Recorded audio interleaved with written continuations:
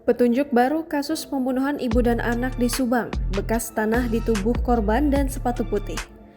Polisi telah menemukan petunjuk baru terkait kasus pembunuhan terhadap Tuti dan anaknya Amalia Mustika Ratu di Subang, Jawa Barat. Berdasarkan hasil otopsi, Tuti dan Amalia mengalami patah tulang di bagian tengkorak dan memar. Hal itu diduga akibat pukulan benda tumpul berupa papan penggilasan cucian yang ditemukan terdapat bercak darah.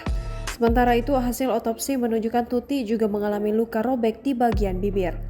Kapolres Subang AKBP Sumarni menduga bahwa Tuti tidak melakukan perlawanan saat diserang oleh pelaku. Berbeda dengan Amalia, AKBP Sumarni menyebutkan gadis tersebut sempat melakukan perlawanan kepada pelaku. Hal itu dibuktikan dengan adanya bekas pukulan di tubuh Amalia. Tak hanya itu, di tubuh Amalia juga terdapat bekas tanah. Polisi pun menduga sebelumnya korban sempat dieksekusi di kamar, kemudian dibersihkan di kamar mandi. Baru setelahnya diseret dan ditumpuk di dalam bagasi mobil Alphard. Melansir Kompas TV pada Rabu 1 September 2021, penemuan sepatu berwarna putih menjadi petunjuk baru dalam penyelidikan kasus pembunuhan Tuti dan Amalia.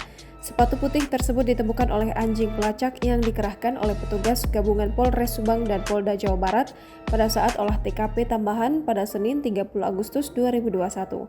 Polisi pun menduga pelaku kabur ke belakang rumah Tuti setelah melakukan aksinya. Meski sepatu putih ini telah menjadi petunjuk baru, tapi kini pemilik dari sepatu putih tersebut masih menjadi misteri. Sementara itu, Direktur Ditreskrimum Polda Jabar, Kombes Yani Sudarto mengungkapkan selama olah TKP tersebut dilakukan untuk memeriksa barang bukti yang diperkirakan terkait dengan kejadian. Dalam olah TKP tersebut juga dihadirkan beberapa orang saksi yang untuk melengkapi hasil penyelidikan. Jangan lupa subscribe, share, komen, dan like ya!